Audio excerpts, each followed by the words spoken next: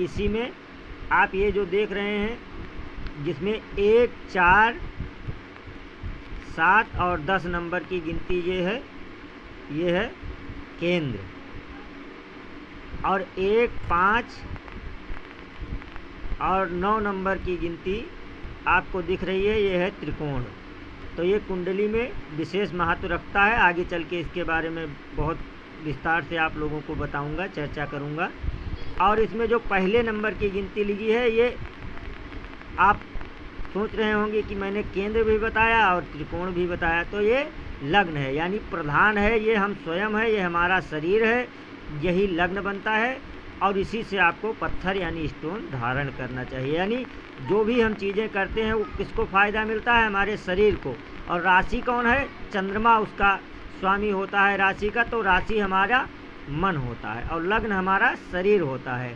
यानी हम कोई कार्य करते हैं तो उसका लाभ कहाँ मिलना चाहिए? हमारे शरीर को मिलना चाहिए। यानी जब हमारा शरीर स्वस्थ होगा, अच्छा होगा, तभी हमारा मन कार्य में लगेगा। और मन भी शुद्ध होना चाहिए और साथ ही साथ शरीर भी तंदुरुस्त, हिष्ट पुष्ट, बढ़िया स्वस्थ होना चाहिए, तभी आप किसी कार्य को पूर्णतः तक अच्छे ढंग से कर पाएंगे। तो इसलिए आपको मैं बता रहा हूँ कि कैसे पत्थर पहनना है, क्या करना है। तो आइए अब देखते हैं ये गिनतियों का क्या मतलब है, जो इसमें संख्याएं लिखी होती हैं। आप देख रहे होंगे कि इसमें क्रमशः 1, 2, 3, 4, 5, 6, 7, 8, 9, 10, 11, 12 लिखा हुआ है, लेकिन आपकी कुंडली में कुछ विपरीत लिखा होगा। हाँ बिल्कुल, ज़रूर, अच्छा सोच रहे हैं, आपका प्रश्न सही है। अब यहीं पे मान लीजिए 3 नंबर की गिनती लिखी हो, तो आप क्या समझेंगे कि आपकी कौन सी लगन है? तो आइए आपको दिखाते हैं। ये राशि का मैंने विवरण लिया हुआ है, आप देख पा रहे होंगे स्क्रीन पे।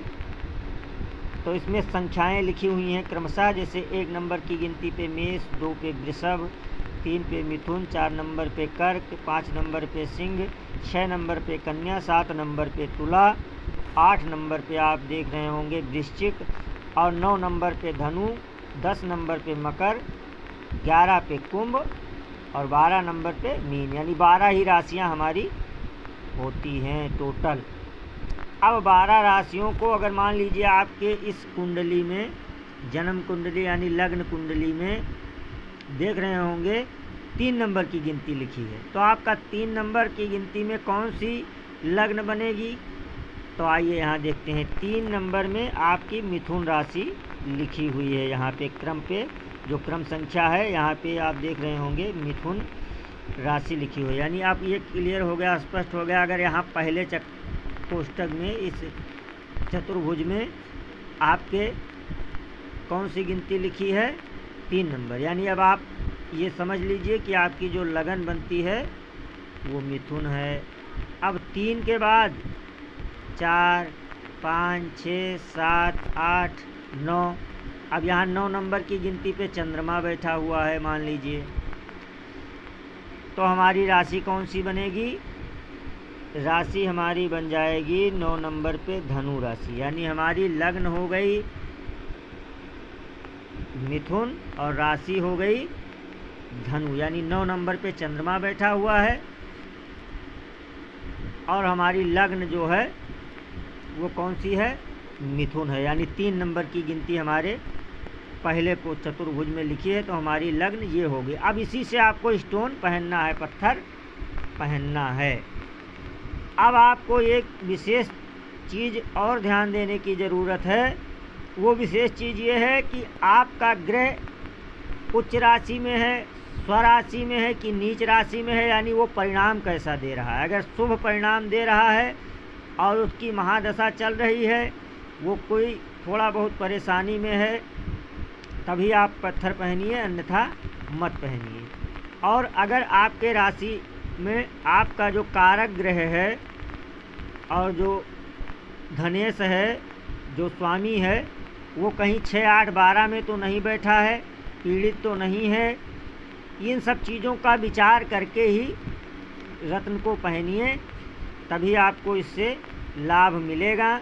अब आइए मैं बता दूं कौन सा ग्रह किस राशि में उच्च का होता है और किस राशि में नीच का होता है और किस राशि में स्वराशि का। तो देखिए, आप देख रहे होंगे सूर्य के सामने 5 नंबर गिनती, चंद्रमा के सामने 4 नंबर, बुध के सामने 1 8, मंगल के सामने 1 8, बुध के सामने 3 6, गुरु के सामने 9 12 और शुक्र के सामने 2 7, शनि के सामने आप देख रहे होंगे 10 और 11। अब इसमें 2 ग्रह और होते हैं, राहु और केतु, जो छाया ग्रह होते हैं। इनका कोई नियोजित स्थान यानी कोई राशि नहीं होती, इनका कोई घर नहीं होता है। ये जहाँ जाते हैं छाया ग्रह हैं, उसी हिसाब से जिस राशि में बैठते हैं उसी हिसाब से जातक का ये फल प्रदान करने वाले होते हैं। तो जैसे मान लीजिए 5 नंबर की गिनती पे सूर्य स्वराशि का हुआ और 1 नंबर की राशि पे उच्च का हुआ, यानी मेष पे उच्च राशि का माना जाएगा और सिंह में स्वराशि का माना जाएगा 5 नंबर की गिनती में। अब चंद्रमा कर्क राशि में और वृषभ राशि में, यानी वृषभ में उच्च का हो जाएगा, 2 नंबर लिखा हुआ है, और 4 नंबर यानी ये कर्क, ये देख रहे हो ये वृषभ और कर्क। तो वृषभ में ये उच्च का हो जाएगा चंद्रमा। दूसरे नंबर की गिनती में अगर कहीं भी आपके कुंडली में लिखा है तो उच्च का हो जाएगा। 4 नंबर की गिनती में अगर चंद्रमा बैठा हुआ है तो ये स्वराशि का यानी अच्छा हो जाएगा। और यहीं अगर सूर्य 7 नंबर की गिनती पर बैठा है और चंद्रमा 8 नंबर की गिनती पर बैठा है, यानी देख रहे होंगे 7 8, तो ये देख लीजिए तुला और वृश्चिक, यानी तुला में जो सूर्य है वो नीच का हो जाता है और वृश्चिक में चंद्रमा नीच का हो जाता है। ये बात आपको समझ लेनी चाहिए। अब आइए अगला देखते हैं मंगल। तो मंगल 1 8 नंबर की गिनती पर अगर लिखा हुआ है, गिनती ही लिखी रहती है, तो 1 8 नंबर की गिनती पे लिखा हुआ है तो स्वराशि का है यानी अच्छा है। 10 नंबर की गिनती पे है तो उच्च का है तो भी अच्छा है। और अगर 4 नंबर की गिनती पर बैठा है तो ये आपका नीच की राशि में है यानी अशुभ है। अब आप देख लीजिए शुभ अशुभ का विचार ऐसे करेंगे आपके लग्न कुंडली से। बुध महाराज अगर 3 6 और गिनती पर बैठे हैं तो उच्च के हैं, स्वराशि के हैं, और 12 नंबर पे हैं तो नीच के माने जाएंगे।